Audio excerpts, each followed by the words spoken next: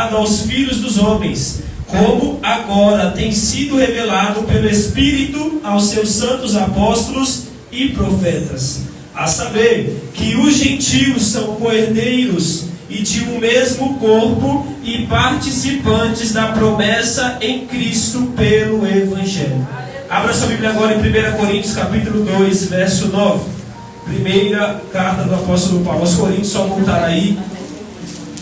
Você volta em Gálatas, volta a segunda e vai para a primeira, capítulo 2, verso 9.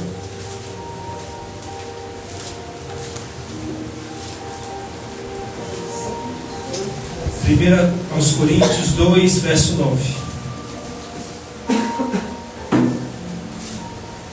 Aleluia! Diz assim o versículo 9: Mas como está escrito, as coisas que o olho não viu, e o ouvido não ouviu, e não subiram ao coração do homem, são as que Deus preparou para os que o amam. Tome o seu assento nesta noite. Aleluia! Glória a Deus! Irmão, qual é o segredo para adorar no dia mau? Você sabe qual é o segredo para mesmo na dificuldade continuar adorando? Quando eu estava na porta, o Espírito Santo me lembrou disso. Me lembrou que adorar no dia mau é quando você entende que a presença do Senhor é tudo aquilo que você necessita. Adorar o Senhor no dia mau é fácil? Não. Mas a Bíblia nos ensina que em todo tempo nós devemos adorar. Adorar quando a porta se fecha, adorar quando não tem ninguém ao nosso lado, adorar quando está tudo difícil, adorar quando você está na prova, na luta, na adversidade, não é fácil. Porém, o que o Espírito Santo me fez entender que o grande segredo para adorar a Deus quando tudo vai mal é entender que Deus ele merece não só o nosso ser por completo, mas o nosso melhor. Então, quando você chega na casa do Senhor e mesmo quando você está num dia mau e difícil, você precisa recordar: um dia alguém morreu por mim na cruz do Calvário. Um dia alguém deu sua própria vida para que eu tivesse vida, porque eu estava morto. E quando isso entra em contato com o nosso dia difícil, muda. Porque a alegria do Senhor é a nossa força. Aleluia! Então entenda que na sua pouca força, na sua tristeza, na sua angústia, mesmo assim quando você adora o Senhor, você está dizendo: independente do que eu estou passando, eu entendi que a sua presença é suficiente para me alegrar.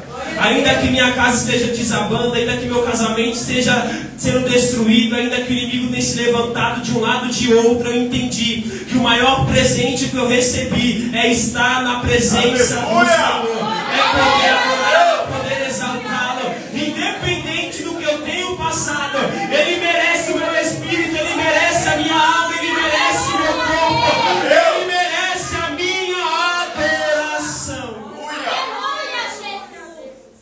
Porque adorar não é somente envolver os seus lábios em um tom de adoração. A sua adoração provém do seu espírito. E em verdade você está dizendo: Senhor, independente do meu processo, eu vou adorar. Como digo nessa noite, quando na dificuldade você adora, o inferno estremece. Por quê? Porque o diabo estava olhando e falando: hoje não vai para o culto, hoje não adora, hoje ele para, hoje ele não consegue. Mas ele usa minha boca para dizer: tem vitória chegando em você. Porque mesmo na sua presença, você honrou a minha presença. Então zele pela presença de Deus na sua vida. Zele pela presença que um dia eu e você não tinha. É sobre isso que eu quero falar nessa noite. Porque nós não tínhamos acesso a essa presença. Talvez você entrou pelas portas e dizendo: vamos para o culto, vamos para a igreja. Lembre-se que você nem merecia aqui estar. O pregador não merecia nem estar pregando. Você não merecia nem estar ouvindo. Nós estávamos condenados e destinados à ira eterna. Mas Jesus é a nossa esperança viva. Então, se você entrou por essas portas, eu não sei o que você está passando e sinceramente não quero saber, porque Ele sabe. Mas Ele está dizendo: não se preocupe com o processo, se preocupe em me adorar. Não se preocupe com a dificuldade, se preocupe em me adorar em espírito e em verdade. Aleluia, Jesus. Irmãos, o texto que nós lemos segundamente, de 1 Coríntios capítulo 2, nós precisamos compreender que a igreja de Corinto estava localizada na Grécia. Grécia naquele tempo era o palco da idolatria, o palco da sabedoria humana.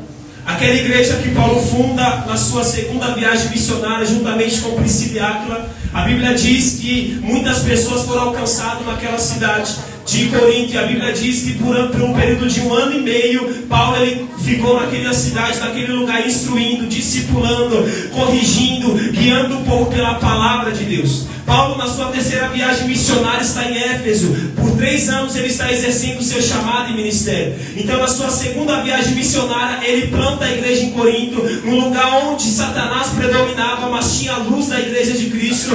Mas na terceira viagem missionária, ele escreve essa primeira carta. Essa primeira carta é escrita para resolver problemas que estavam acontecendo especialmente naquela congregação. Porque a palavra diz que aqueles que são da família de Cloe, uma das irmãs daquela congregação, ela escreveu uma carta juntamente com toda a sua família, explicando para Paulo todos os problemas que ali acontecia. Novidade: igreja é um lugar que tem problema, mas Jesus está em busca daqueles que solucionam os problemas da sua igreja.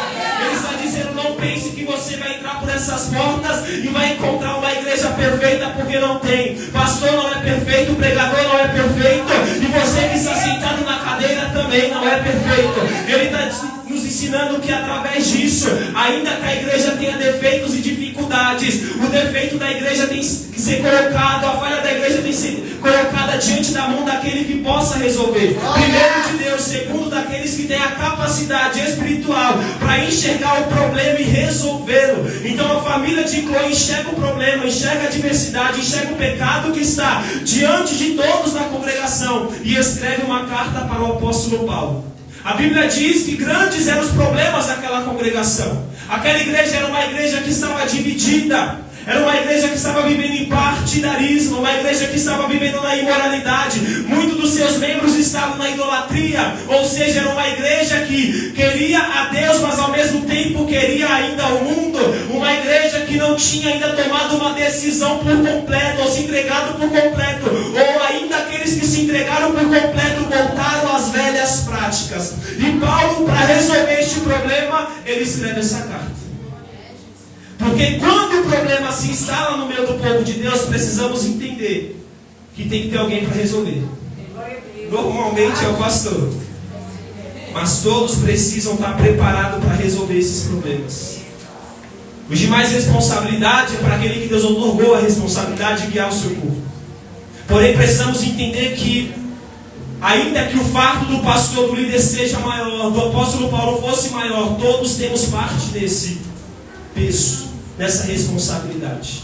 Paulo, quando inicia essa carta de uma forma extraordinária, ele inicia saudando aqueles irmãos, e o primeiro ponto, e é esse que nós vamos trabalhar hoje, que eu vou me ater hoje, é a dissensão que estava tomando aquela igreja. Por quê? Porque eles estavam na Grécia. A Grécia era o palco da sabedoria humana. Então eles trouxeram a mesma mentalidade que tinham lá fora para dentro. O que significa isso? Naquele tempo eles estavam cheios de curiosidade, eles queriam aprender mais, ter mais conhecimento. Então quando vinha um sábio pregar, quando vinha um sábio na Areópago, como em Atos capítulo 17, eles pregavam, anunciavam o seu conhecimento, eles falavam: me agradou, eu quero ser que você, eu quero conhecer você, eu quero ter o conhecimento que você tem. Quando esses irmãos se convertem, a Bíblia diz que Paulo passou por aquela igreja e a plantou, Apolo passou por aquela igreja, Pedro, que é Cefas, passou por aquela igreja, e a Bíblia diz que conforme cada um passava e os ensinava, eles começaram a dizer: não somos de Cristo, eu sou de Paulo, eu sou de Apolo, eu sou de Cefas. Ou seja, se o pastor pregar mais do que o pregador Bruno, do que o irmão Bruno, eu sou do pastor. Se o Bruno pregar mais, eu sou do Bruno. Se o presbítero pregar mais, eu sou dele. Paulo se levanta para dizer: quem morreu na cruz do Calvário? Foi Paulo, foi Pedro, foi Apolo, foi o Bruno, foi o presbítero Rogério, foi o pastor Alexandre. Paulo, ele já começa a trabalhar na raiz do problema. Qual? A dissensão que tomava aquela igreja, porque eles estavam divididos. Entenda, é Cristo que nos une, é Cristo que nos fortalece. Pregador não te salva, pastor não te salva, igreja não te salva, mas o dono dela te salva. Aí Paulo começa, como líder, a resolver o problema. Quando ele olha para aqueles irmãos, ele já entendeu qual é o princípio do problema. Qual? Eles trouxeram uma mentalidade mundana para dentro da igreja. Então é por isso que eles estão dizendo: eu sou de Paulo, Apolo ou Cefas. Então havia partidarismo, dissensão e desunião no meio daquela igreja. E quando Paulo começa a tratar com esse problema, ele vai tratar dois paralelos. Primeiro, ele trata a sabedoria humana, que é limitada e perante Deus é louca. Mas do outro lado ele trata sobre a loucura da pregação do Evangelho. Aleluia, glória a Deus. Ele diz Cristo Jesus, e a pregação, a loucura da pregação é escândalo para os gentios, para os judeus, e loucura para o grego. A pergunta é: por que a pregação do Evangelho, que trata sobre a morte, ressurreição e ascensão de Cristo, era escândalo para o judeu? Porque para o judeu Cristo viria como Davi, como o homem que tomaria o trono de Davi, se assentaria no trono de Davi e tiraria a Roma do poder e colocaria eles como potência, traria prosperidade, traria segurança e proteção. Quando Jesus vem, ele vem como filho de Davi, como uma linhagem real de Davi, mas não para libertar o povo do jugo romano, mas para libertar o povo do jugo do pecado. Então eles tiveram uma expectativa frustrada. Eles colocaram a expectativa no Messias, mas o Messias não veio cumprir a expectativa deles. E aqui está um ponto importante. Por quê? Porque você veio buscar o Messias, mas nem sempre ele vai cumprir o que você quer. Na verdade, é na maioria das vezes, irmão. Quando os judeus olham para este Cristo, que se dizia o Cristo Messias, que na cruz do Calvário está morrendo, sabe o que o judeu está pensando? Primeiro, os doutores areis estão pensando: nós paramos ele, nós vencemos a ele. Os judeus que seguiam a Cristo estão pensando: ele perdeu. Mas o engraçado é que Paulo está dizendo: a loucura da pregação do Evangelho é escândalo para eles. E por quê? Porque eles pensavam que Cristo viria de um jeito, ele veio de outro. Segundo, a pregação e a loucura da pregação do Evangelho, ela é loucura para os gregos. E por quê? Porque o grego, eles formavam ídolos, eles formavam deuses. Na mitologia grega, Zeus, Poseidon, etc.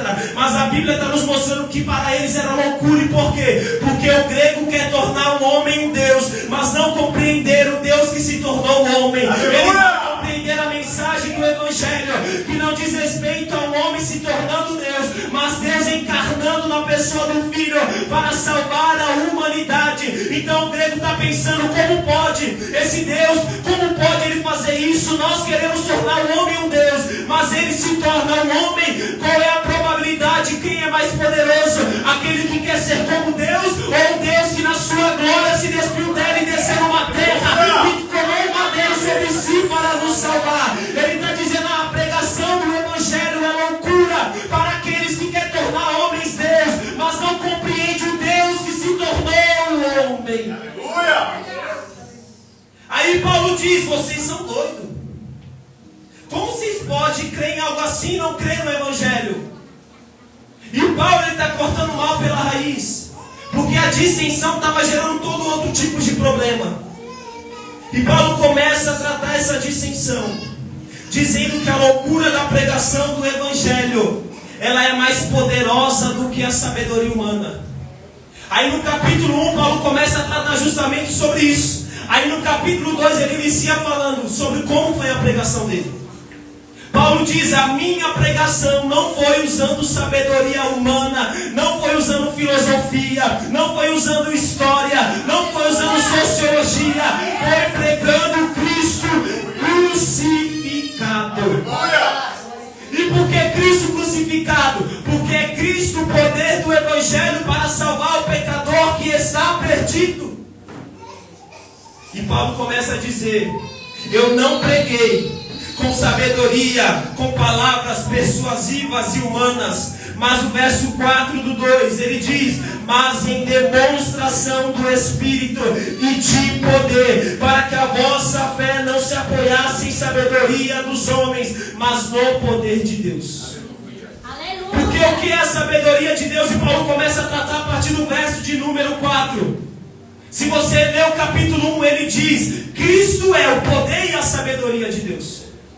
Por quê? Porque se Deus é aquele que tem todo o conhecimento, Ele é o dono de toda a sabedoria. Se Cristo foi encarnado, Ele é a sabedoria encarnada que andou entre os homens. Logo, Ele é a sabedoria revelada. E Paulo começa a dizer: enquanto a sabedoria humana, segundo Tiago, é diabólica, animal e terrena, Jesus é o Deus Filho que desce na terra para manifestar e revelar uma sabedoria que é eterna. Aí ele vai dizer sobre alguns mistérios que em Cristo estava guardado. E que mistério é esse? Primeiro, Cristo era um mistério.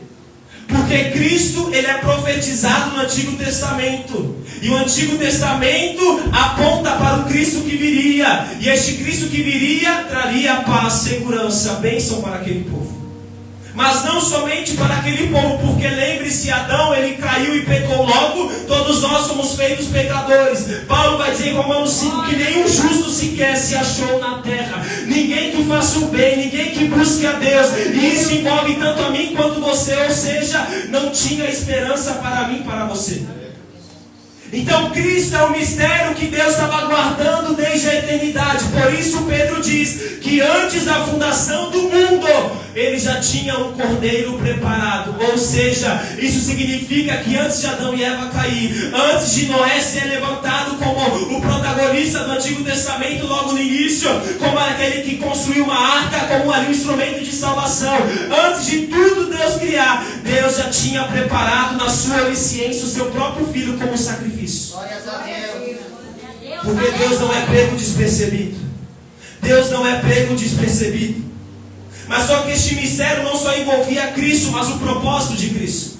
E como eu disse, nós estávamos separados, não só judeus, mas gentios. Isso significa que Cristo ele veio para reconciliar com o seu sacrifício todos nós.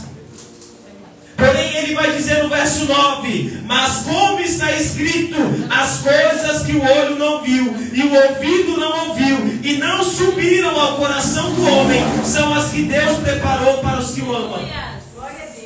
Então vamos voltar. Capítulo 1, ele fala da sabedoria humana versus a loucura da pregação do Evangelho, que é mais poderosa do que a sabedoria humana. Capítulo 2, ele começa a tratar sobre a sua pregação, que não foi usando sabedoria humana, mas a loucura da pregação. A partir do verso 4, ele começa a trabalhar a sabedoria de Deus, que já entendemos que é Cristo. Aleluia. Então guarde isso. Mas quando ele entra no 9, ele está falando de algo que também estava oculto. E nós precisamos entender que ele está dizendo mistérios, não mistérios. Se é mistério é só Cristo. Se são mistérios é Cristo e mais alguma coisa. O que é? Quando nós lemos este texto, tem duas coisas que me chamam a atenção. Primeiro, nós aplicamos a primeira de uma forma terrena.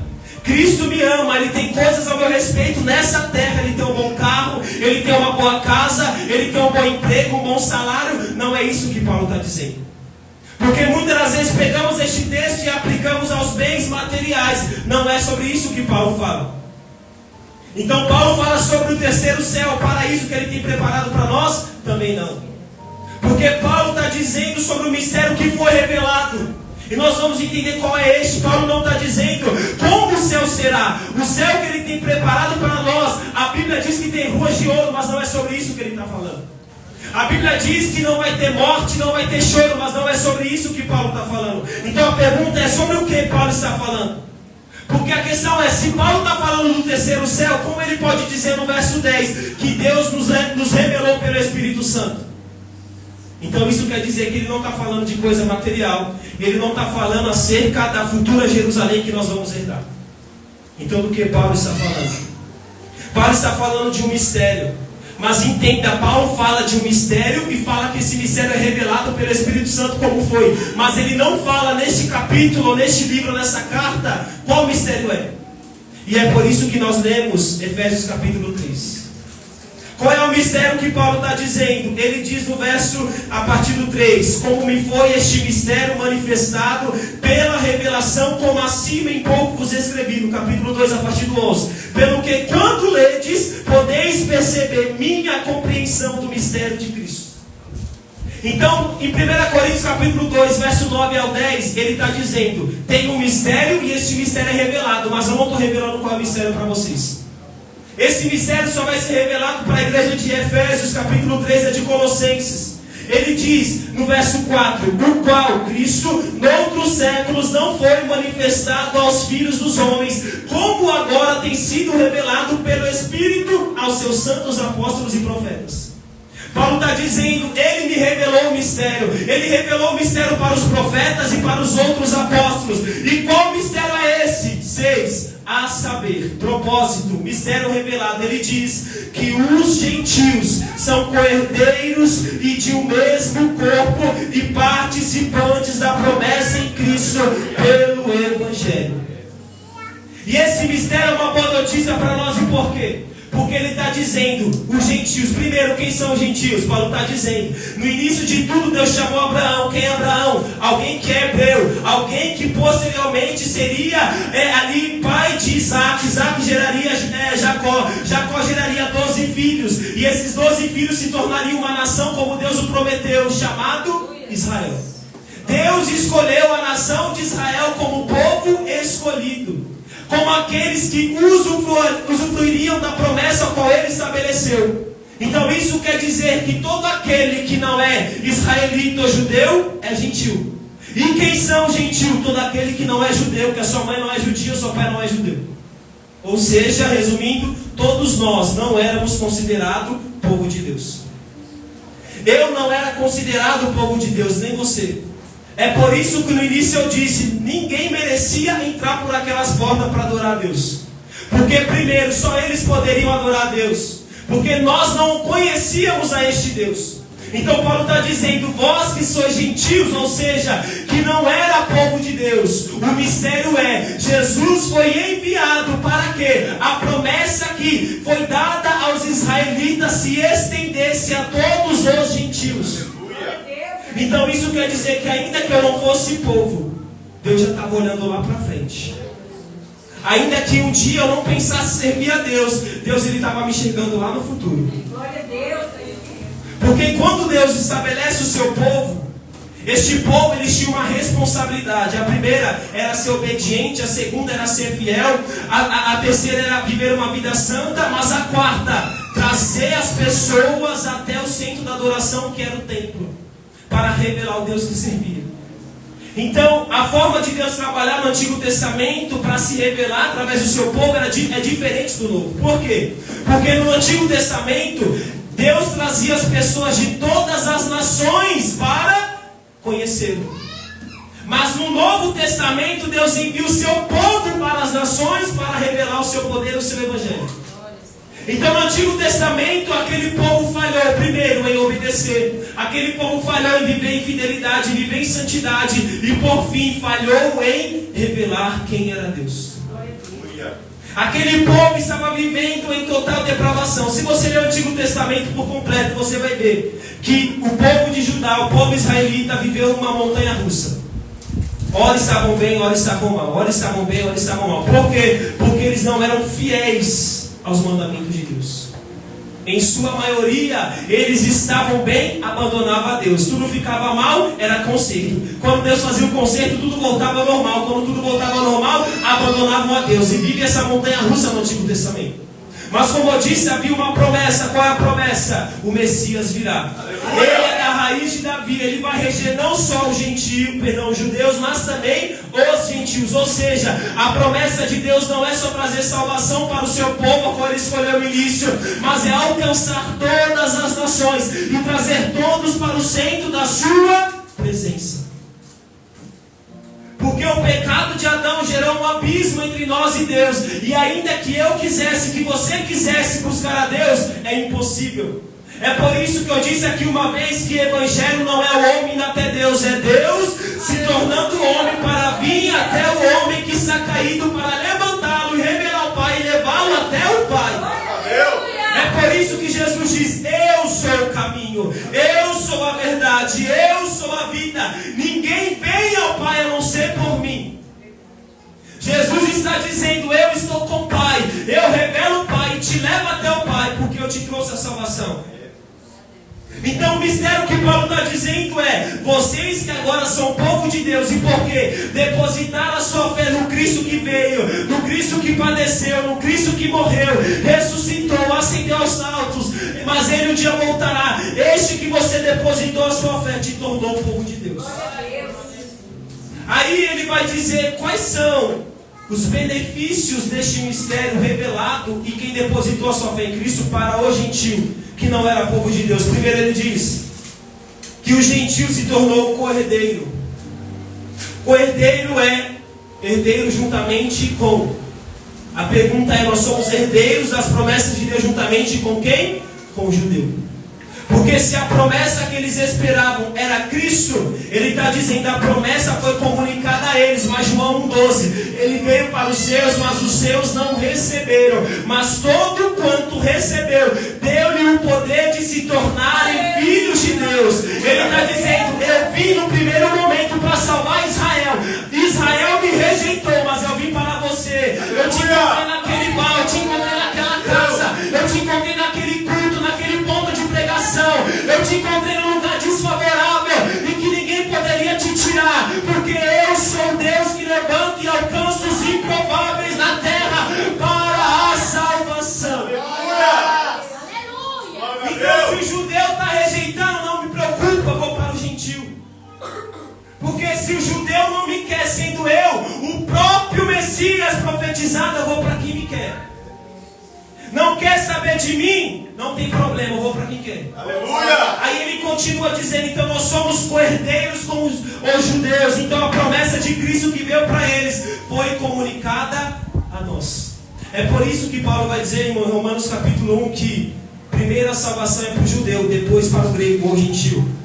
Então não quer dizer que a salvação era só para eles, a salvação era para todos. Mas a salvação ela tinha uma ordem, primeiro o judeu, depois os gentios. Então se primeiro ele vem para o seu povo rejeita, eu vou para o segundo povo, aquele que não é povo. E por quê? Porque quero torná-los povo. Aleluia! É por isso que ele está dizendo é co-herdeiro, porque é herdeiro juntamente com. Então se eu sou um cooperador, eu sou alguém que auxilia o operador. Se você é um co-pastor, você é auxiliador do seu pastor. Isso quer dizer que a mesma promessa, a mesma autoridade, o cargo que exerce, eu também exerço igual. Isso quer dizer que a promessa que o judeu carregava, também nós carregamos. Porque agora pela fé em Cristo nós somos co-herdeiros. Segundo Paulo diz, nós somos de um mesmo corpo. Paulo não está falando de um corpo físico, ele está falando da igreja. Porque aquela igreja era composta de gentios e judeus, mas o que tornava eles só um corpo? Cristo e o Espírito Santo. Porque a igreja não é um prédio, a igreja não é uma placa, a igreja é um corpo. Aleluia!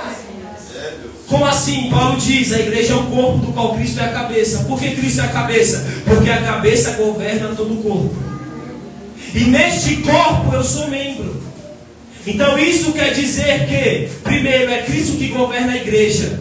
É Cristo que sustenta a igreja. É Cristo que auxilia e instrui a igreja. Se eu sou membro deste corpo, ele está dizendo, eu faço parte dessa igreja. Então entenda, tem muita gente aí fora dizendo, eu sou igreja. Não, você não é igreja, nós somos igreja. Porque se igreja é o corpo e você só é o membro do corpo, quer dizer que você não é o corpo, mas o membro que está nele. Então se eu tenho que minha mão está enxertada no meu corpo, isso quer dizer que eu como mão não sou o corpo, mas preciso do corpo para ter vida. Aleluia! Então entenda que Paulo está dizendo, todos nós em Cristo, pela fé nele, nós fazemos parte de um mesmo corpo. E este corpo é quem? O povo de Deus. Este corpo é a igreja que Cristo veio levantar e salvar. Aí terceiro ele diz, participantes da promessa. Que promessa? Joel capítulo 2. E depois destas coisas derramarei sobre toda a carne do meu espírito. E os vossos jovens sonharão, os vossos velhos profetizarão.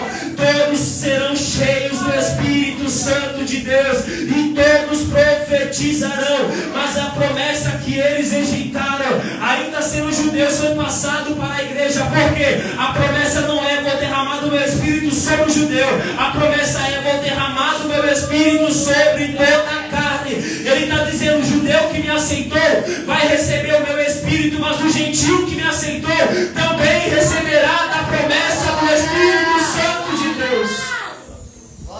E por que eu preciso do Espírito Santo? Porque ele diz, eu vou para o Pai, não deixarei vocês órfãos, enviarei outro Consolador. O Espírito Santo é aquele que vai segurar na sua mão e te guiar pelo caminho que é Cristo, para chegar no Deus que é Pai. Ele está dizendo, sou eu que te sustento na jornada, sou eu que vou lavar vou te santificar para você chegar no alvo que é o Pai. E qual é o caminho? Cristo. Aleluia. Então isso quer dizer que Paulo está dizendo que o mistério que foi revelado a nós, as coisas que o olho não tinha visto, o ouvido não tinha ouvido e não subiu ao coração do homem, principalmente no Antigo Testamento, foi revelado no novo em Cristo. Ele veio para reconciliar judeus e gentios juntamente com o Pai. E por quê? Porque ele não quer salvar só judeu, ele não quer salvar só gentil, ele quer salvar a todos. Aleluia.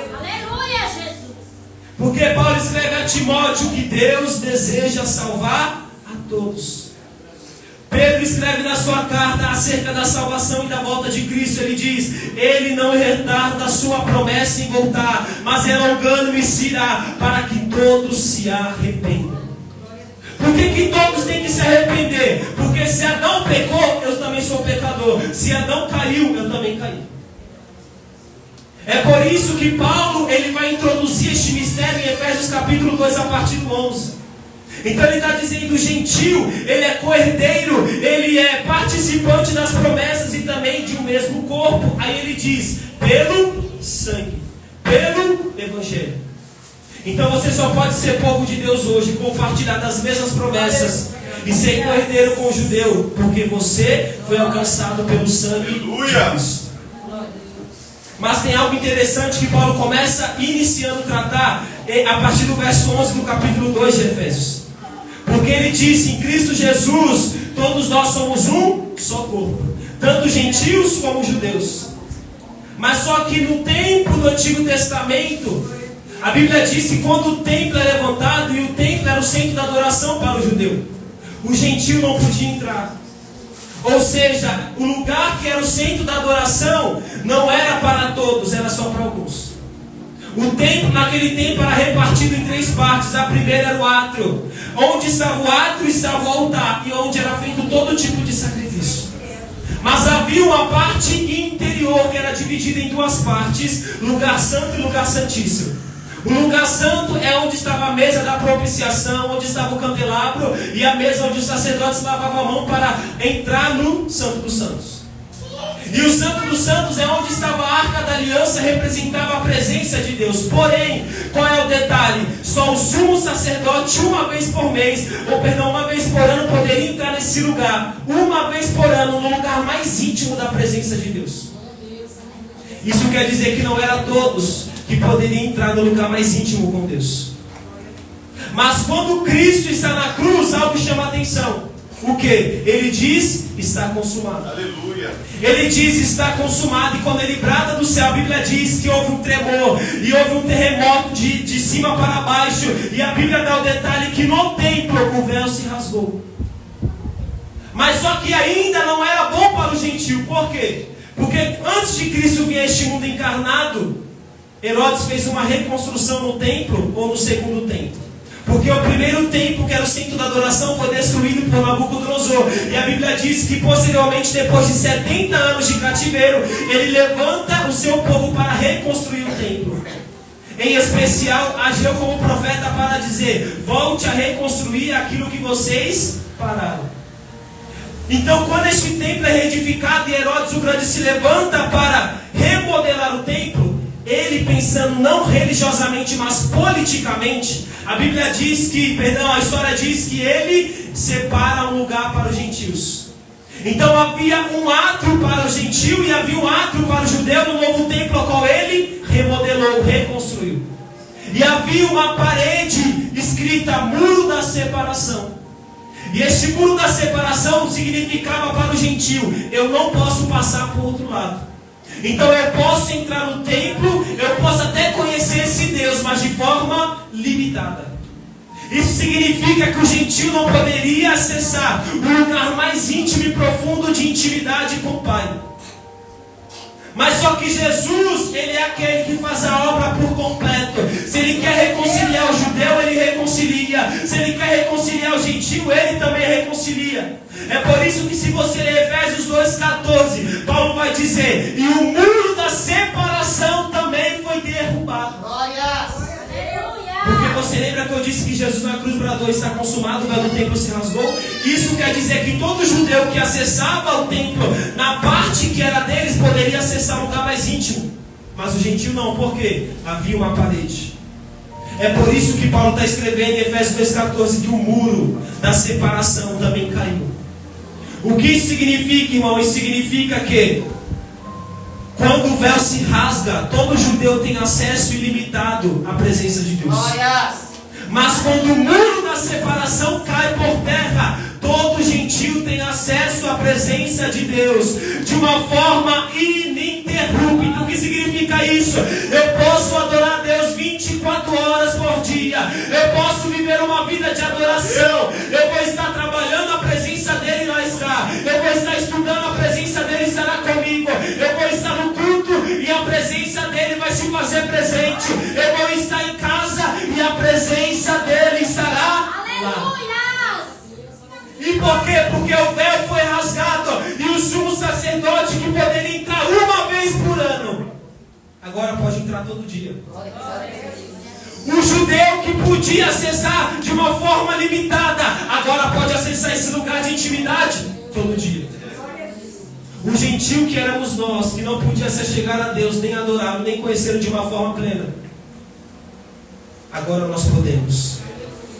E por quê? Porque o véu se rasga, mas o muro também. O véu se rasga, e a Bíblia diz, no autor de Hebreus escrevendo, que o véu era o corpo de Cristo. O que isso significa? Enquanto Cristo está sendo dilacerado, o véu também está sendo rasgado. Porque se não houver derramamento de sangue, não tem expiação para o pecado. É por isso que um caminho de sangue tem que ser trilhado, para a presença voltar para mim e para a sua vida. É por isso que quando Davi vai trazer a arca do concerto para Jerusalém na segunda vez, a Bíblia diz que eles davam 6 passos e sacrificavam um animal. Eles davam 6 passos, no 7º sacrificava. A pergunta é, imagine o caminho de sangue que está trilhando. E por quê? Porque para a presença voltar para mim e para a sua vida, tem que ter morte e derramamento de sangue. É por isso que somos incapazes de fazer o que Jesus fez. É por isso que Paulo diz, poderia alguém morrer pelo bem de alguém que é justo, sim ou não? Sim. Poderia alguém morrer por aquele que é bom, sim ou não? Sim. Porque você provavelmente morreria por alguém que você ama, mas e pelo seu inimigo você morreria? Você morreria você se colocaria provavelmente na frente de um carro pelo seu filho, mas e por aquele que fez mal ao seu filho? Não. E quando Paulo ele começa a dizer em Romanos 5 acerca disso, ele diz, poderia Cristo morrer pelo bem, por aquele que é bom? Poderia alguém morrer por aquele que é justo? Aí ele diz, mas ele morreu por nós, sendo ainda pecadores. Ou seja, eu vou resumir para você entender. Eu não era bom, você não era bom, e a verdade é que então a gente está lutando para ser bom. Jesus, aleluia. O que ele está dizendo é, ninguém merecia, mas mesmo assim ele morreu. Ninguém merecia a presença santa dele, mas mesmo assim, na via dolorosa, ele trilhou um caminho de sangue. Então, enquanto Davi está matando o boi, trilhando um caminho de sangue com sangue de boi, a Bíblia diz que na via dolorosa, o sangue sendo derramado é do Cordeiro Santo, e na cruz do Calvário sai ele sendo morto, o Cordeiro de Deus que tira o pecado do mundo. Ele permanece sendo Cristo Jesus, que desceu a essa terra para tornar você povo exclusivo de Deus. Aleluia. Então não merecíamos a presença de Deus, mas mesmo assim Ele nos deu acesso a ela. Mesmo assim Ele disse, você não merece essa presença, mas é essa presença que não por mérito, mas por fé eu vou te dar. E por quê? Porque fomos criados para estar na presença de Deus. Aleluia. Você não foi criado para viver longe desta presença. Você foi criado para viver com Ele todos os dias da sua vida. Porque todo aquele que está longe dessa presença pensa que está vivo, mas na verdade está morto. É por isso que a ilustração correta seria, você é um peixe que fora de Deus está morto. Você é uma planta que fora da terra está morto. E consequentemente, você longe de Deus está da mesma maneira, morto, sem vida. O que ele está dizendo é: lembre-se do alto preço que eu paguei para te dar algo que você não merecia. O que? A minha presença. A minha presença. E por que eu estou dizendo isso? Porque o mistério que desde a eternidade foi estabelecido por Pai, constituído pelo Pai, estabelecido por Cristo e revelado a nós pelo Espírito Santo, é o mistério de que Deus, Ele quer salvar a todos e levar a todos à sua presença, e quer que todos vivam eternamente com Ele. A pergunta é: por que todos não querem essa presença que é tão boa? Porque eles querem permanecer no pecado. Mas Cristo primeiro está dizendo: valorize você que tem a presença, para não perdê-la, e viva dignamente dessa presença. Mas segundo, você que não tem a presença, é necessário tomar uma decisão. A decisão de se arrepender de seus pecados e se voltar para Ele. O engraçado é que Josué capítulo 24, a Bíblia diz que o profeta reúne todo o povo e começa a dizer: não é bom servir a este Deus que livrou os nossos pais das mãos de Faraó. Não é bom servir a este Deus que levantou Moisés para nos guiar à terra prometida. Não é bom servir a este Deus que, enquanto estávamos peregrinando no deserto, Ele enviou o maná do céu para que nós viéssemos comer. Ele deu água da rocha para saciar nossa sede. A nossa roupa durante 40 anos não envelhecia. O nosso sapato, o nosso calçado, a nossa sandália não se rasgava. Não é bom que servimos a este Deus. Mas Josué toma uma decisão: se o povo não quer saber de Deus, eu e minha casa serviremos ao Senhor. Eu não sei vocês, mas eu e minha casa serviremos ao Senhor. E Jesus está dizendo: então escolha hoje quem você servirá, em que presença você vai querer estar e habitar, em que presença você vai querer sentir. A presença deste mundo temporária, ou a minha presença que é santa, a minha presença que te levanta, a minha presença que te alegra. Aleluia! Josué está olhando para o povo e dizendo: vocês não querem saber de Deus? É decisão de vocês. Aleluia. Eu vou seguir a Deus. Glórias a Deus. Porque quem sabe, quem lembra, quem sabe, quem guarda de onde Deus o tirou, irmão, ele sabe: eu não posso voltar mais. Segundo, eu não quero voltar mais. O que Josué está dizendo é: lembre-se do que Deus já fez na sua vida. Lembre-se de onde Deus te tirou. Lembre-se do lamaçal do pecado que você se encontrava. Lembre-se da depressão daquele quarto que você estava. Lembre-se do vazio que estava na sua alma. Você ia para a festa, você ia trabalhar, você ia para o baile, você ia se embriagar, você ia se drogar, você acordava no outro dia com dor de cabeça e com a alma vazia. Agora eu estou te enchendo da minha presença. Não negocie essa presença. Aleluia, Deus! Porque nós temos memória curta. Quando o dia mal bate na minha porta, na sua porta, a primeira coisa que nós queremos fazer é negociar esta presença. Mas Ele me usa para dizer: lembra-te da onde eu te tirei. Lembra-te daquilo que eu já fiz na sua história. Lembra-te daquilo que eu já fiz na sua casa, no seu casamento. Ele está dizendo: sou eu, Deus, que hoje te chama a esta decisão primeiro, de permanecer fiel à minha presença. Mas se você está com dificuldade de assim o ser, Ele está te chamando a um conserto. Aleluia! Porque Jesus não morreu na cruz do Calvário para que eu e você banalize esse sacrifício. É por isso que a palavra diz, Paulo escrevendo na igreja de Gálatas diz: não useis de vã maneira a liberdade que Cristo deu a vocês. Não use a liberdade que Ele te deu na cruz do Calvário para dar ocasião à carne, para voltar às velhas obras que você praticava. Mas viva em espírito. O segredo dessa noite que Ele está revelando é: a minha presença quer habitar em você. Mas você precisa ser fiel a ela. E se você está com dificuldade, irmão, é tempo de você tomar uma decisão. Qual decisão? O profeta Elias olha para o povo diante do Monte Horebe e diz: escolha, se Baal é Deus, sirva Baal.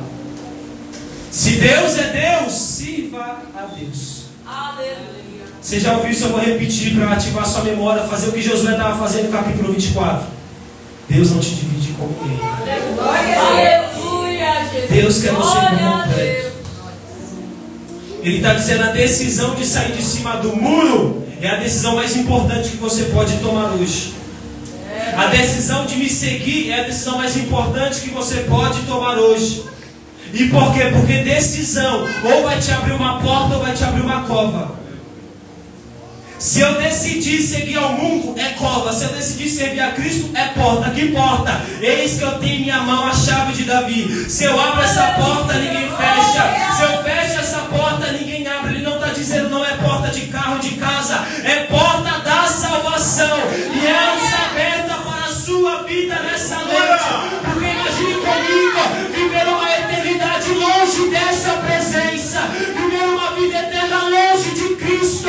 Não é isso que Ele quer para mim, não é isso que Ele quer para você. E o que Ele quer de mim, de você nessa noite, uma única decisão: a de se levantar, a de tomar a cruz, a negar a si mesmo e seguir para toda a eternidade. Aleluia! Glória a Deus! Então é uma decisão minha para você? Não, é uma decisão sua por você mesmo. Nós só fazemos a nossa parte. É, Deus. Que parte? Ezequiel 3. Você é um atalaia, Ezequiel. O atalaia naquele tempo, ele estava numa torre alta e ele conseguia enxergar aquilo que as pessoas não enxergavam. Então o atalaia viu o perigo e ele avisava o povo. Aí Deus diz para Ezequiel: Ezequiel, você é atalaia. Se você vê o perigo e não falar que o perigo está vindo, o sangue daqueles que morrerem recai sobre você. Se você avisar o povo e o povo... se você não avisar o povo e eles morrerem, o sangue dele está sobre você. Se você avisar e eles morrerem e não quiserem ser alertados, o sangue deles está sobre eles. O que significa? Vou aplicar. Enquanto tem gente dizendo Jesus está voltando, se você não quiser aceitar, o sangue está sobre você. Se eu não avisar, se você não avisar, o sangue cai sobre nós. Se você não pregar aquilo que eu estou mandando, a Bíblia está dizendo: o sangue daquela pessoa que morre por inocência de não saber a verdade cai sobre você. O que Jesus está dizendo é uma grande responsabilidade seguir, mas é a melhor decisão que você pode tomar. Aleluia! Aleluia, Jesus! A minha oração, irmão, é que o Espírito Santo tome você com a sua presença. Tome você com a presença gloriosa e santa que Ele carrega. Porque é essa presença que Jesus veio revelar. Jesus, Ele não veio para nos dar um carro bom, uma casa boa. Se nós trabalharmos, somos fiel no pouco, Ele nos coloca sobre o muito.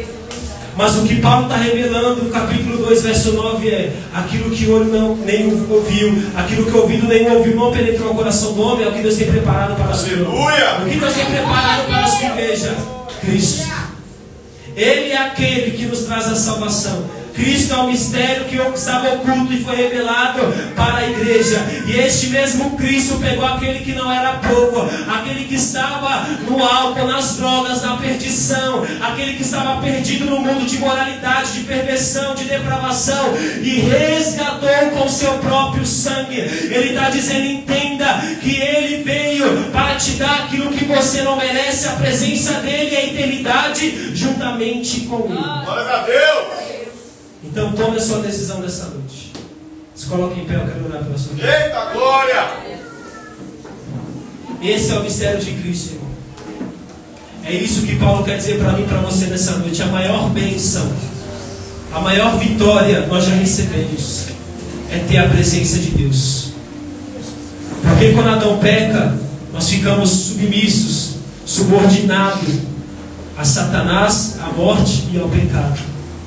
É por isso que quando Cristo morre na cruz do Calvário e ressuscita, Ele vence Satanás, Ele vence o pecado, mas também vence a morte.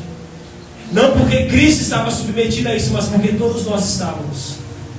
E o que Cristo fez? Ele venceu a Satanás, Ele venceu o pecado. E Paulo diz que o último inimigo do cristão, o último inimigo da humanidade é a morte. E aquele que morre sem Cristo, falamos hoje nesta manhã, é inferno. É condenação eterna. Mas aquele que morre com Cristo, Paulo diz, a vida eterna o aguarda. É por isso que ele encerra o capítulo 15 de 1 Coríntios dizendo: onde está a morte, o teu aguilhão? Onde está o inferno, a sua vitória? Ele encerra: tragada foi a morte na vitória de Cristo. É por isso que nos alegramos. É por isso que, chorando e gemendo, estamos sorrindo e caminhando para a eternidade. Por quê? Porque a nossa esperança é viva. A nossa esperança é viva. E um dia essa esperança morreu, mas ao terceiro dia ressuscitou. É por isso que Pedro diz: a nossa esperança é viva. Feche seus olhos, eu quero orar pela sua vida. Senhor, a tua palavra foi anunciada a teu povo.